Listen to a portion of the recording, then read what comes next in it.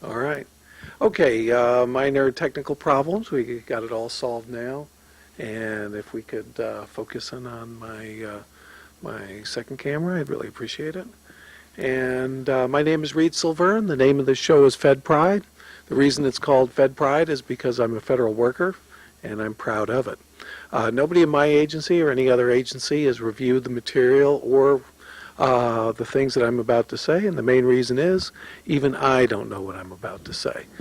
Today I'm going to talk about something I've been talking about quite a bit in the last month or two, and that is the elections. And I have to thank my partner Kevin, and he's done a wonderful job of getting me all set up over here, and I appreciate that. And now I got two cameras, and my second camera is on my tracking pole. I've been trying very, very hard to expand the scope of what I'm doing and bringing it up and making it a little bit more complete, and taking advantage of everything that the direct dialogue system has to offer, including the second camera and the telephones. And I'll be taking some calls in the second half of the show. Probably the last 10 minutes. And of course, as a federal worker and as a citizen of the United States, there's nothing more important going on, in my opinion, than the election of the President of the United States, the House of Representatives, and the Senate. In the Senate, there's going to be 34 elections, one-third of the Senate, plus sometimes plus one. Runs for election every 2 years, so that the entire Senate goes through a cycle every 6 years, and the term is 6 years long. And every single congressman throughout the entire country runs again every single year. And there's a lot of open seats this time, and as well, there are 73 freshman Republicans who just started off 2 years ago in the sweep of 1994, and whose jobs are on the line today. And a lot of those may or may not be taken by Democrats, and the Republicans may lose the House. That's a tough call. There's a lot of very, very close races right now. In order to change the situation, to change speakers, to have a complete change of control in the House, the Democrats have to pick up 20 seats and not lose, what they lose plus what they win has to equal plus 20 seats, 20 new seats. And of course, a lot of Democrats are in big trouble in the South, and a lot of Republicans are in big trouble all throughout the country, mainly because they shut down the Congress, or they shut down the government back in late 1995 twice, and it seemed unprofessional, and people are still taking their revenge on that. Made them seem extreme, made them seem revolutionary. Certainly was rough on the federal worker, because I'm a federal worker and I myself was furloughed. Even though everybody got their money back, it was probably even rougher on some communities throughout the country that may have had a national park closed, and a lot of people lost services, and of course services what government workers are all about. So that's very, very important too. Now, I've been running a second camera for the last 3 times. Last week I wasn't actually here. Hopefully you saw a rerun if you watch it on a regular basis of the previous week. And what I've been doing is I've been putting together charts, which I've been learning how to do in my computer with Microsoft Excel, and showing how the tracking polls have been going for the last couple months. And of course, the final tracking poll ended, or took the poll on Saturday and Sunday, took an average, and now we have the tracking poll that's going into the election. And the next set of polls are going to be the exit polls, which when as an individual finishes voting, comes out of the voting booth, comes out of the building, there very, very likely may be a pollster outside saying, who did you vote for, and who do you like, and toting that up. Exit polls, by and large, have been very, very accurate, and of course, a lot of media outlets and networks and so on and so forth have been calling elections even before the vote has been counted. And one of the basis on which they've been counting a lot of these elections is not so much the 3 or 4% that's been counted at any one moment, but the exit polling that's been done. Now, the exit polls have been frustrated right here in Arizona in the Republican primary. Buchanan voters were told to seek out the people that are doing exit polls and tell them how you feel. And as a result, some papers announced after the election, a couple hours after the election, before all the votes had been counted up, that Buchanan was number 1, that Dole was number 2, and Forbes was number 3. In fact, and there was some pressure on Dole to give his concession speech and thank Buchanan and congratulate him. And I believe that there were some speeches that were made on false information. It ended up that Forbes won that particular primary. Dole was second, and Buchanan was only third, even though he had expected to do much better. And that's because there was manipulation of the exit polls, and that could happen again. So exit polls are not perfect, and as I've pointed out in the past, polls are not perfect. Now what I'm going to do is I'm going to take off my name and title of my show, and I'm going to switch cameras. And now you see in front of you the final tracking poll based on the USA CNN polls that were given every single day since about September. And I've shown the whole series and set of polls over here. And as you can see right now, and I should have written down the numbers, Clinton is at 51%. Dole is at 35%, and Perot has gone up. He's up to 8%, and he's been as high as 11%. But again, what I've been pointing out, the point that I've been trying to make to everybody out there is that these polls are daily polls or snapshots in time. But even more than snapshots in time, they talk to 1,000 people. And even if you take a random sample of that 1,000 people, you're not necessarily getting the whole picture. Because even if that 1,000 people represents the entire universe, and they're truly random, and that is a truly good poll, there's still a margin of error that can skew the results on any one particular day. And as I showed about a month ago, if you take a deck of cards and you throw out 4 cards, you can throw out 4 cards all of the same suit. You can come to the conclusion, and an invalid conclusion it is, but one that would be based on the evidence, that all the cards in that deck are hearts upon your sample of 4 cards. Now, about 1 in every 70 deals of 4 cards, you're going to get all hearts. And when that happens, you can't conclude that they're all hearts. I mean, we all know that there's an equal number of hearts, spades, diamonds, and clubs in a deck of cards. And that's your deck of cards unless somebody's rigged on and playing a joke on somebody. So that's how that works. Now, every time you take that 1,000 people, even if you do it randomly, you can have an error of 3% up, 3% down. So what I've done over here is I've taken that 3% up and 3% down range over here, and I've laid it across each one of the characters or the candidates in order to see whether they are whether there's been real change in the figures or whether there have been just changes due to this margin of error of 3% one way or the other. And you'll see that Clinton has been going down, and there's no doubt about it. But Dole hasn't really been going up. In fact, some of his figures are not that high. However, Perot has been trending upward, and that's really the way things are. Now, the other thing that I've been doing is I've been taking a moving average. Now, what is a moving average? A moving average is when you take the last 7 days and you average the scores in those last 7 days and divide it by 7. And then the next day you drop out the oldest data point, you add the next day's data point. And as you move along, it smooths out that data, and it should give you a better look at the trend over that 7 days, and a better look and a smoother look as you do that over time.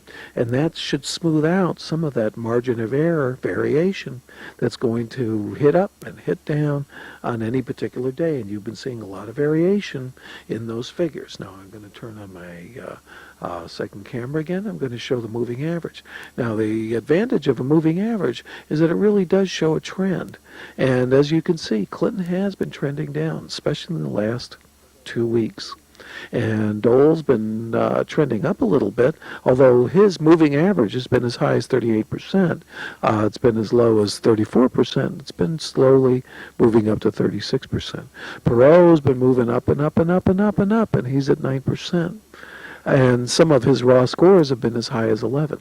So Perot could surprise everybody and hit those double digits when the last undecided come through. And that could be the thing that doesn't decide the election, but certainly changes the scope of the election. Now I'm going to switch cameras and come back up. And that shows you kind of how things are going. But the real fact is that even though there is some variation, there is some real movement in these polling figures. And Clinton has been dropping a little bit, and Dole has been going up a little bit. And Perot, he's been going up the most because he's been up from 4%. As low as 4% to a moving average of 9%. It's hard to break that, and who knows, the momentum could be even a little bit faster. And of course he's been appearing at rallies, and he's been spending the $36 million that the government gave him to spend. And I've been seeing him on TV, and a lot of other people have, and they weren't exposed to him at the debates because he was cut out of the debates. But he could have a very, very big impact on particular states in particular areas. Now, how does the vote really work? When you vote, do you vote for the person directly, or do you vote for electors within a state? And of course, the fact is you vote for electors in a state. How does the electoral system work? Every single 4-year period, when you come up the week before the election and then again the week after the election, you always see these articles come out that says, look at the electoral college system. Isn't that a silly system? Isn't that awful? How come we just can't vote directly for a candidate? And I have a couple little quotes out here about why the Founding Fathers made this decision. And they did make this decision. And basically, it was argued in the Federalist Papers about Hecht election, as there are direct elections in each district for the House and the Senate, and what is the best thing to do. And basically, James Madison, who's very much responsible for writing the Constitution and working out the details with the other members of the Constitutional Congress, and he said, when there was, let's see if I can find it. Oh, okay. I don't have that particular quote in front of me. I thought I did, and I have it in another article, in another paper. But basically what he said is that it's very, very easy for a very, very clever guy to come up in one state and to confuse and lie and mislead people into voting for him and to getting a bare majority. And you can do that by just appealing to certain people in a certain state and in a certain region. And so it's very, very easy to go down south and demagogue things on regional issues, or go up to the northeast and demagogue on regional issues that are of great concern in those particular areas. So you could demagogue and say a bunch of lies that your opponent fosters acid rain. You might get a majority overall, because you might get 90% of the people in New England who are really worried about acid rain Washington, where acid rain is a big problem, and none of the votes in California, where acid rain isn't really much of a problem because there isn't very much rain. But you could go out there and somebody else could say, oh, but this guy's much better on the smog issue. He might get a tremendous 90% of the vote in California and no votes in the South or in the East. And basically what Madison's idea is that if you need to get votes and in a lot of different states and get very small majorities in a lot of different states, then you're probably going to have a lot more trouble demagoguing a simple majority than you will otherwise. And I have some charts over here, and I hope they come out because I scanned them in with my computer that shows pretty much how the electoral vote is going to go according to the polls. Now, how does that work? Well, instead of just polling every single person and taking a poll, they take a separate poll in each state. And the way things are working out, according to the polls as of Sunday, is that Clinton's set to get 364 votes. Dole has 98 in the firm column, and then there's a toss-up column of about 100 votes. And if Dole gets every single one of those 100 votes, he still's not going to win. Why? Because you need half the votes in the Electoral College. Now, who's in the Electoral College? Electoral College is one vote for every congressman in each state, plus two votes for this, or one vote for each of the two senators in each state, and that adds up to 535, and then they added 3 electoral votes for the District of Columbia. So it's a total of 538 electoral votes, and if you get 270, then you have an absolute majority of the Electoral College, and you're going to be president. If you don't, you won't. Now, a lot of people think that the Electoral College is, first of all, an anachronism. Why should people vote by state? And how does that work? Let me explain one more thing. If Clinton wins California by one vote, he gets all of the Electoral College votes in California. There's only 2 states, Nebraska is one of them, that allows the Electoral College to be split.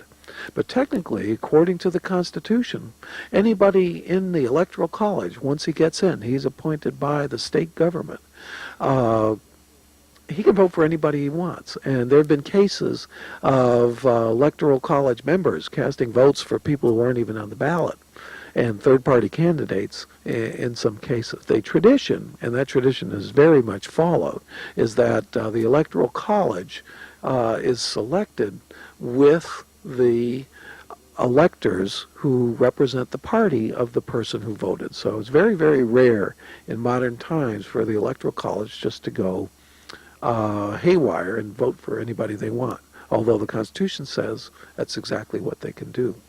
Furthermore, if there's not an absolute majority of the Electoral College, the election goes to the House of Representatives, and it votes by state, so that California, even though they have 54 or 52 congressmen, they only get one state vote for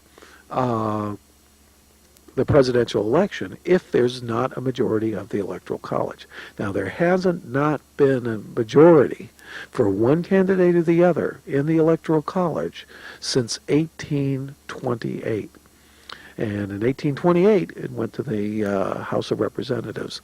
And even though Jackson, as Andrew Jackson, had the greater number of votes and the greater number of electoral votes, too, there was a Federalist majority in the House, and they gave it back to John Quincy Adams.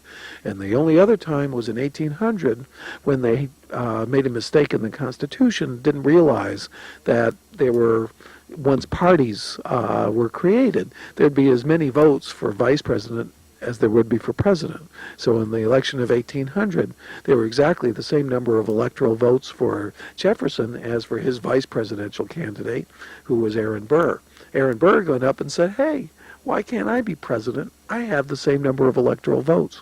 It went down to the House of Representatives, and the House of Representatives, after many, many, many ballots, thanks to Alexander Hamilton, threw the election to Jefferson which of course was the right thing to do since he was running for president. It took a constitutional amendment to prevent that from ever happening again and have a separate vote for president and a separate vote for vice president. And ever since then, you haven't heard of hardly anything for vice presidents while they're vice president. Well, they're still vice presidents, although a lot of vice presidents have become president in their terms. So there's a lot of history back there. However, how many times has it been that the popular vote has gone the opposite way of the electoral vote? And since the Civil War, it's only happened twice. And those two times were 1872 and 1876, I believe, and 1888. And in 1888, there was a vote where the Electoral College went to one candidate, and the popular vote, but it was a very, very close vote, went to the other candidate. And that was James Garfield won 48.3, and, oh no, that's 1880. Okay, let's bring it to 1888. It was Benjamin Harrison versus Grover Cleveland. Grover Cleveland got 48.6% of the vote. He was a sitting president, but he lost because he only had 168 electoral votes. Benjamin Harrison won the election. He was a Republican with 233 electoral votes. But since 1888, so for 108 years, every single election, the electoral vote has gone the same way as the popular vote.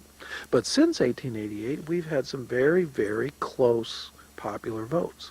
But we've never had close electoral votes. And that's one reason I'm for the Electoral College, because even a slight increase and a slight popular vote edge for one candidate could be a great majority of the electoral vote. And consequently, in foreign countries all the time, there's contested elections and revolutions that start out of contested elections and very, very difficult situations, where in our country, pretty much every single 4 years, even in very, very close elections, one party or the other gets a majority of the electoral vote. And they definitely get them one way or the other, because we haven't had an election go to the House. Not for a long time. Election of 1960. The difference in the popular vote was 116,000 votes. Hardly any out of a total of 68 million voters. There was a difference of only 116,000 votes. And, however, the Electoral College went 303 for Kennedy and 219 for Nixon, which meant that Kennedy was more popular in a lot more states with a lot more electoral votes than Nixon was. And there was an absolute majority of the electoral vote which went for Kennedy. Nixon didn't even bother to call for a recount. And you know that if the difference was that close in popular vote, and the popular vote decided the situation one way or the other, that one candidate or the other would definitely have gone for a recount. And there could have been uncertainty for months and months and months.